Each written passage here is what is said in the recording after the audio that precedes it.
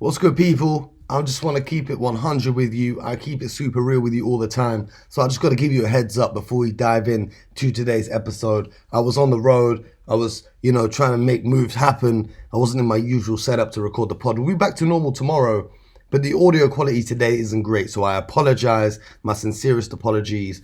I hope that you guys still rock with it. It's a great episode. We dive into all of last night's action. We dive into a bunch of different teams, bunch of different hot takes. I hope you can bear with us and back to normal tomorrow, like I said. Peace and love and enjoy the show.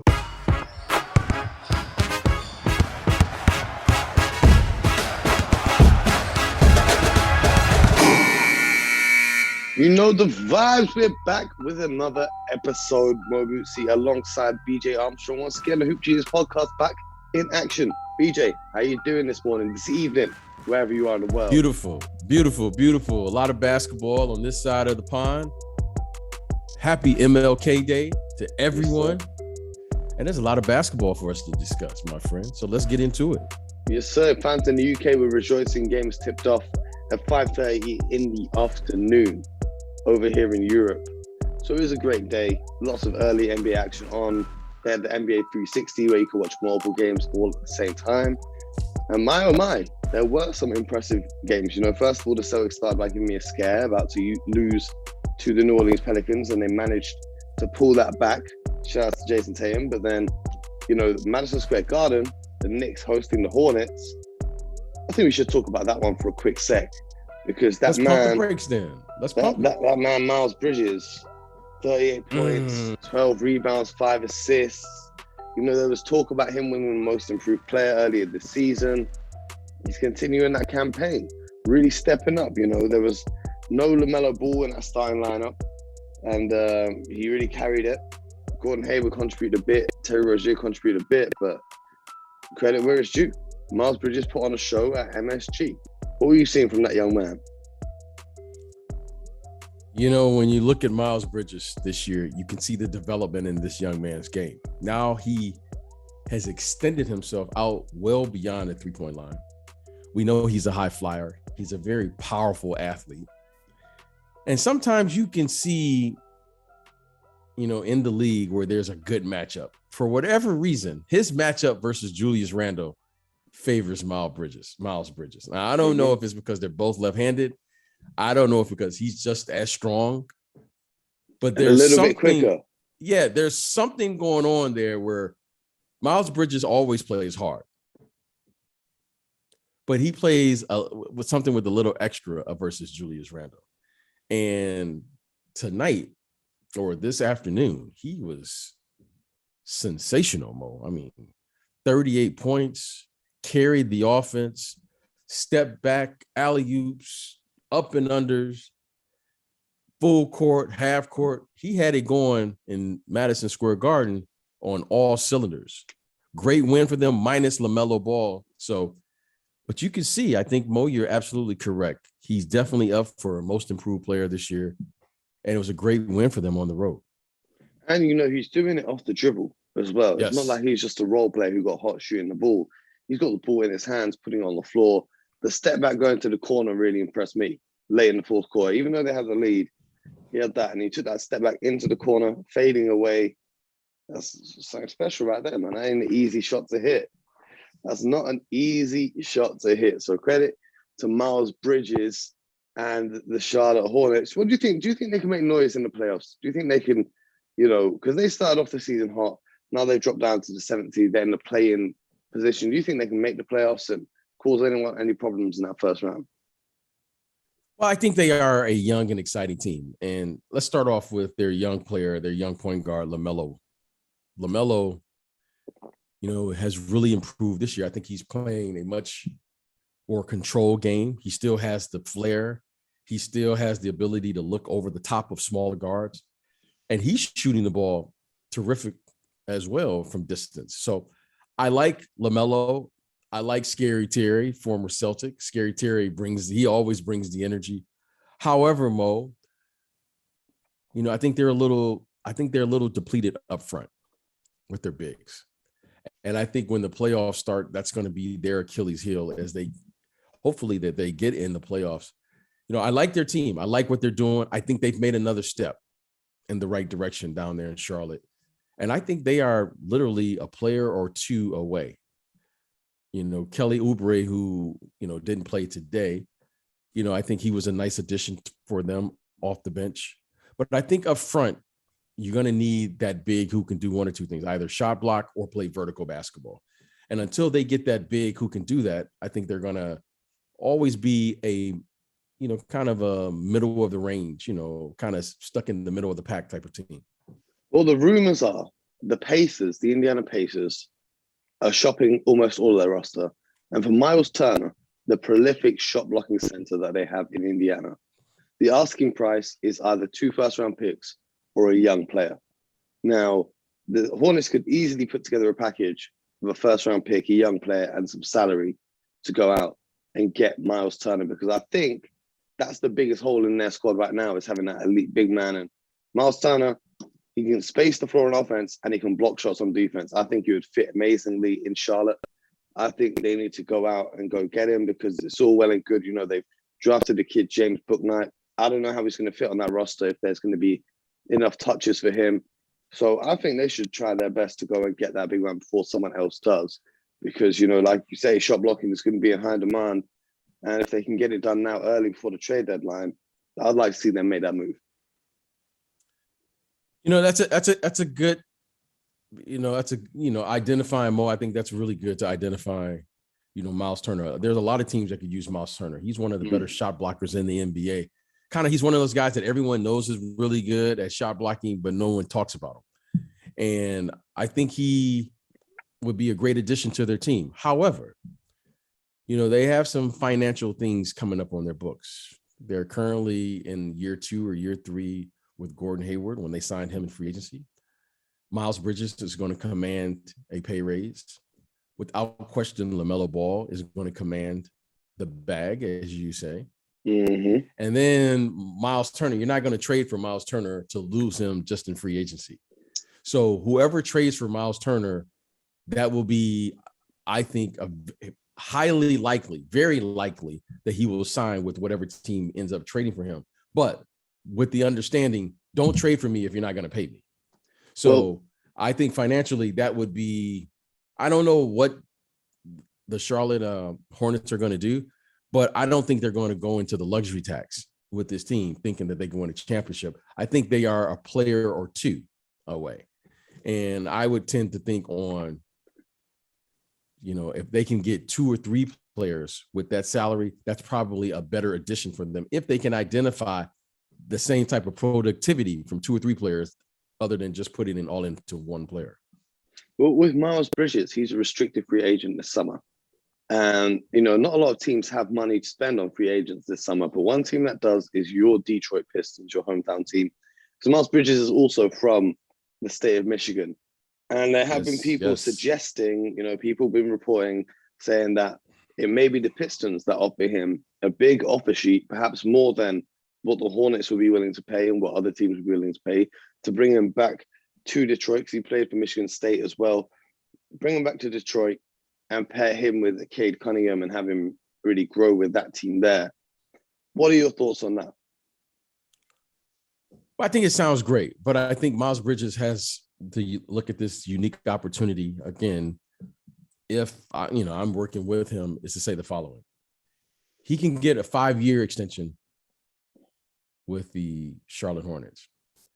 Now, every other team can only offer him 4 years. So it's in Charlotte's best interest to let him get an offer sheet from somewhere else and then just match it, because he is a restricted free agent. Now, I think he probably will do what he probably will do is he'll go in and demand whatever number he thinks he should get. And if they're not able to reach that, then and only then will Charlotte make a move. And the move will be to let him go, qualify him, or trade him. I think it's as simple as that. I think this is very simple. I don't think, especially with today's game, you don't replace players like that. They've developed him. He's come along nicely. But now you have to ask yourself, if he gets a 4-year extension you're basically, I'm not saying you're undercutting yourself, but you're doing what's in the best interest of the team, right? If you can get a 5-year deal, why not go for it? Now, I'm not saying he's going to get, the 5 years, but at least he should go for it, especially this being his first deal off his rookie contract. So I think there's some business moves that have to be made. I think he's played well. Clearly, he deserves a pay raise. Now, what that raise may be in the eyes of Charlotte, no one knows that. But I think we will see, and I think it should be very interesting to see what this team and this organization does moving forward as they begin to build their roster. Because clearly, if you watch this team, LaMelo is the centerpiece. Mm-hmm. And I think he will command maybe somewhere or the max. I think that's what he's a max player. He's a max player. Okay, so if he's a max player, then you have to build out your roster accordingly with a max player. And if you are a max player, that comes with demands and responsibility. You must win. So, they would know better than I would, but I think they have some very interesting, which is positive, to make on young players that they've drafted and they've developed. Well, speaking of Miles Bridges from Michigan, we got to talk about another young man from Michigan who has been impressive of late, who's putting up a double-double in almost every game he plays. And last night, after we spoke about how great Joel Embiid has been playing, the Sixers came out and lost to the Wizards. The Wizards, by the way, who are in 8th seed, so they might be facing the Charlotte Hornets in the play-in. See how it's all linking together. I can't wait for the play-in tournament and the playoffs. But let's just for 1 minute talk about that dunk from Kyle Kuzma on the head of Joel Embiid. I jumped out of my chair when I saw that. I didn't think I was even believing what I was seeing. What was your reaction? Well, he had a straight line to the basket, and it's unfair to the bigs. And I'm sure Joel Embiid had a few choice words for his perimeter defenders to let a 6'10" athlete get a direct line to the basket with no resiliency at all on the defensive end, and he's caught under the basket. Well, so speaking of, we got to talk about the Russell Westbrook dunk on Rudy Gobert. We get a little love for Russell. We get a little love for Russell. It's about time, because every day all I see is Laker fans hating on Russell Westbrook. So let's celebrate Russell Westbrook for a moment, because he dunked on everybody's favorite center, Mr. Rudy Gobert, in fact fashion. The Lakers went on a 13-0 run, outscored the Jazz 29-17 in that fourth quarter, with LeBron playing at the 5, interestingly. Now, obviously, that's not to take away from Rudy Gobert, because it wasn't actually Rudy Gobert's fault, in my opinion, that they lost, because their shooting went cold. And I can't blame Rudy Gobert for the shooters. I know he takes a lot of the blame, but I can't blame Rudy for once for the shooting display of his teammates. So, what did you catch the Lakers game? What were your thoughts on that? Oh, yeah, I caught that game, because the Lakers went up big.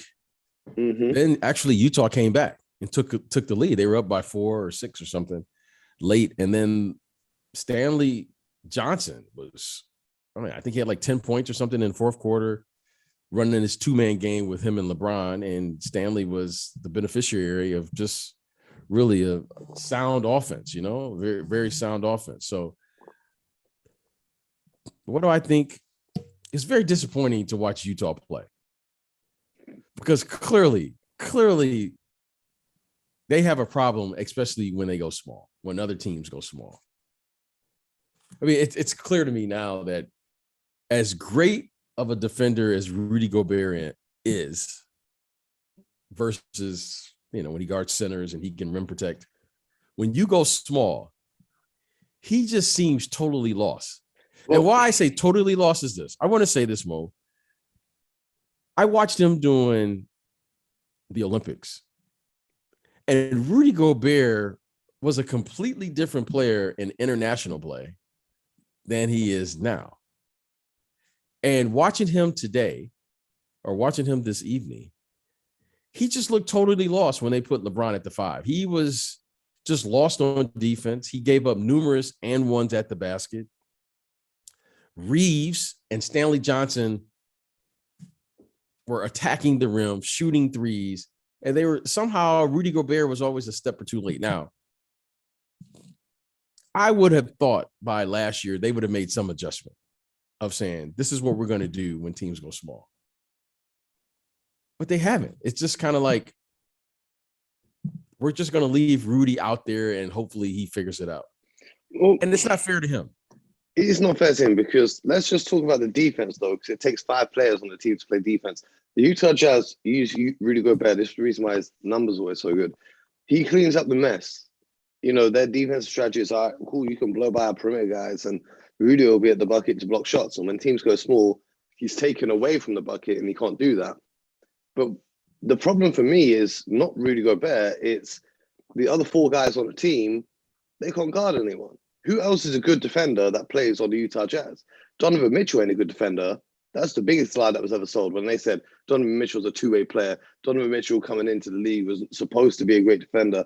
He's not been a great defender. Jordan Clarkson ain't a great defender.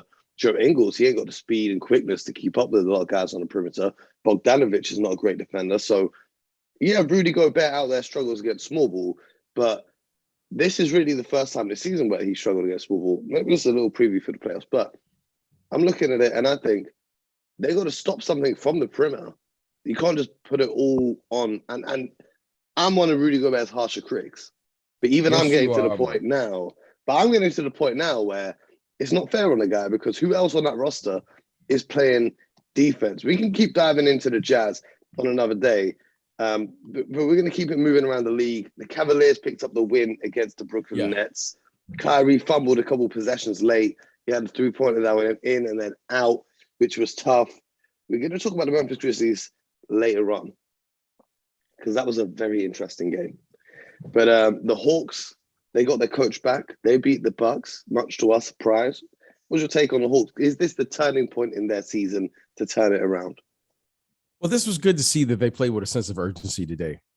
You know, as you and I were talking before the show today, I said they look like a team that now they're saying, oh, the substitution teacher is gone. And now the everyday teacher is here, is back. And they played with a sense of urgency. They played hard. And they played the game, a winning brand of basketball, which was great to see. So I love the fact that this team continues to play.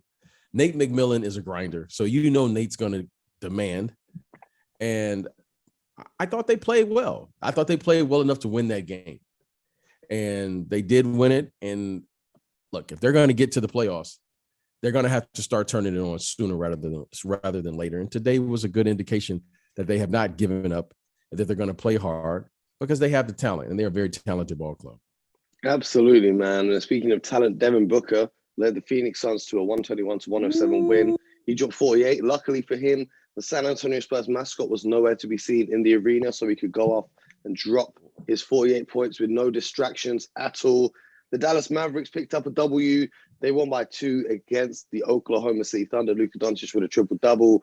The Orlando Magic lost, much to our friend JD's disappointment, but I don't think it's a surprise they lost to the Portland Trailblazers. Let's show a little love for Anthony Simons. I know he didn't have a big game last night, right? But that boy has been balling out of control ever since Dame Lillard left the lineup. But let's get to this one. The Miami Heat and Toronto Raptors. The Miami Heat, they took the win, much in part to the return of not only a triple-double from Jimmy Butler, but the return of their big man, Mr. Bam Adebayo. And I feel like describing Bam as a big man kind of does him a disservice because he can do it all. He's bringing the ball up the court. He's pushing it on fast breaks. He's making plays for his teammates. He's throwing beautiful passes. It was like he didn't miss a beat. What was your take on Bam Adebayo's return and are Miami serious contenders, in your opinion, for the Eastern Conference? Well, it's great to have Bam back. You know, he's such a great player. And, you know, we love to categorize players. He's a big, he's this, he's that. Bam is a player. Make no doubt about it. He's a player. He's this new age player where when we talk about interchangeable players, well, you got to put Bam in there at the top of the list or one of those players who can play 1, 2, 3, 4, 5. He does it all. You can play, you know, through him. He's a good enough passer, terrific defender, strong. He's, you know, now he can step out and shoot the ball from the perimeter. So it's great to have him back. And, he's coming back from that thumb injury, and, it's great to have him back. And I know Miami is happy to have him back.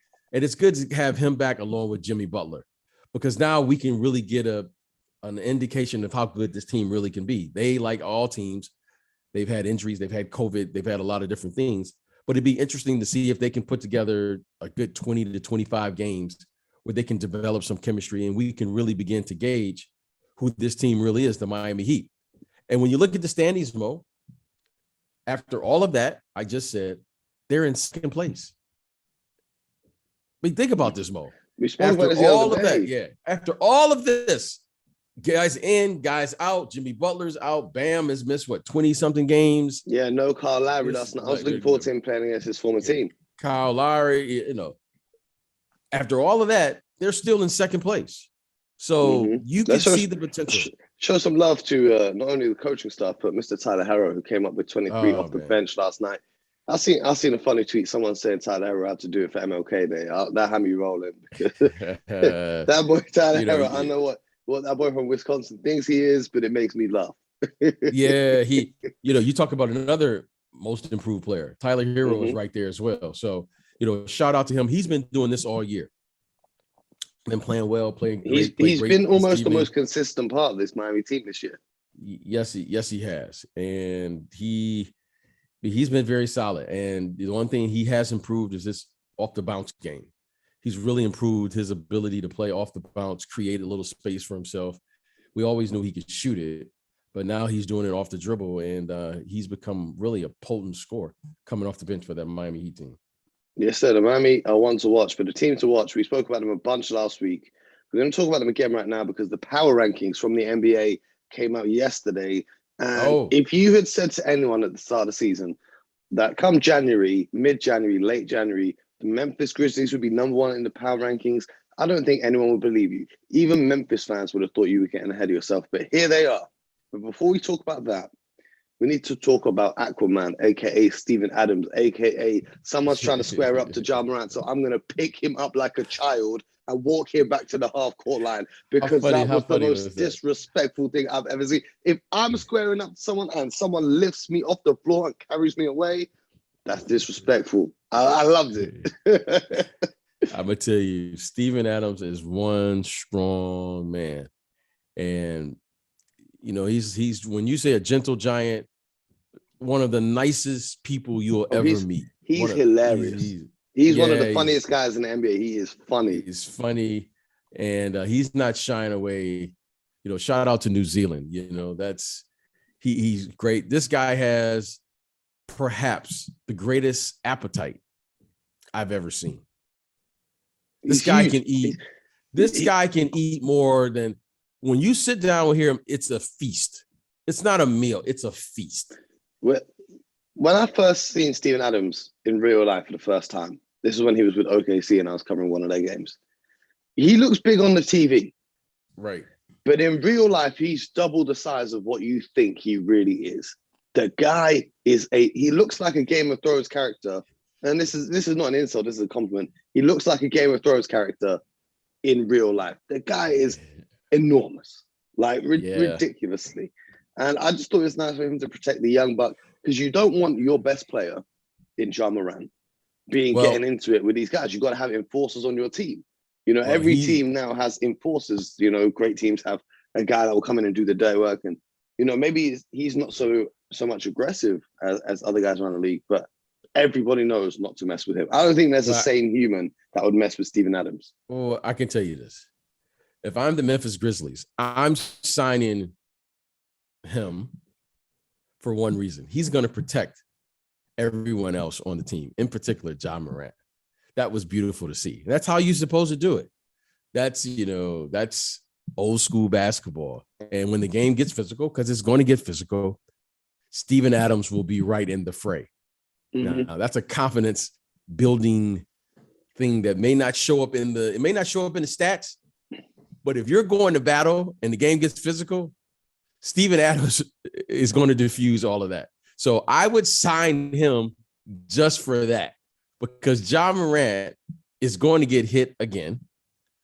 And you want Steven Adams or someone like Steven Adams to be able to diffuse any type of confrontation that happens on your team. And not only that, people think Steven Adams might just be a big body that they use, but in terms of their offense, he's top 5 in the league in screen assists. That means players, after receiving a screen from Steven Adams, are getting buckets because he is so strong.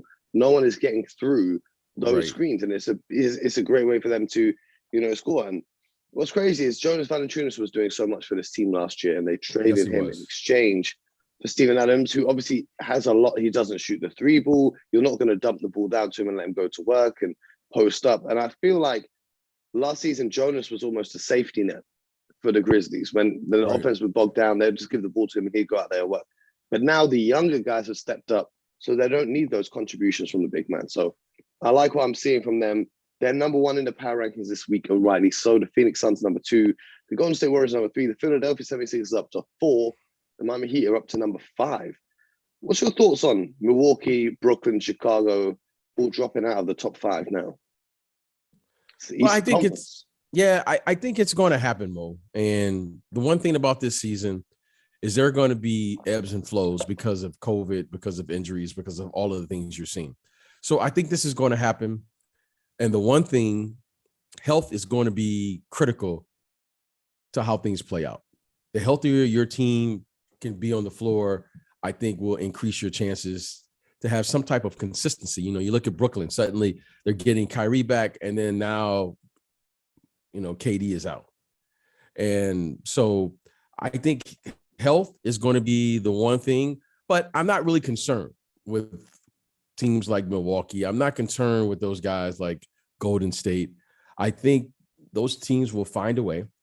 And the big thing for all those teams is to get everyone back on the floor. I mean, they're missing 2 starters right now, talking about Milwaukee. They're missing Drew Holiday and they're missing Brook Lopez. And those guys are key contributors to their team, especially on the defensive end. So, but somehow I think Milwaukee is figuring it out like everyone is. They're figuring out how to hold this team together until they can get everyone. And once they get everyone, then Mo, I think we can really have, a good indication of who Milwaukee really is at this particular time. Yes, sir. Yes, sir. Well, coming up tonight on the agenda, there's only 2 games. We've got the Timberwolves and the New York Knicks, and we've got the Detroit Pistons at the Golden State Warriors. Detroit basketball. You think the Pistons are going to sneak in and win on the road? I'm a little concerned. I believe Steph is in protocol. Is he in protocol right now? He didn't play the last game, so I think so.